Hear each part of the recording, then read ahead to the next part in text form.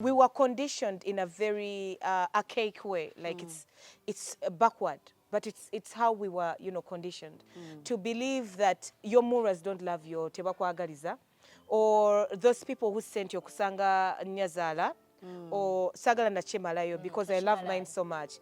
But I want to have a condition in the way that you bebaleta away your fear. Omwana natandika okugamba sagala besembereza bajja kunzaala emize sagala kukola bwenti because lwaki abalala bagamba nti babi bateekwa okuba babi oba onfuna. So at the end of the day, because gwe mukulu, bridge the gap, it's very, very doable. Nti nze ndaba engeri how they handle my husband when he gets home in Machindye and how I'm handled when I get to the other side. Nti olaba ba making sure nti oli comfortable, buli muntu akubuzaako, like everyone is involved. Tebakwawula mu ngeri eri nti oba muka mwana wuuli oba onfuna.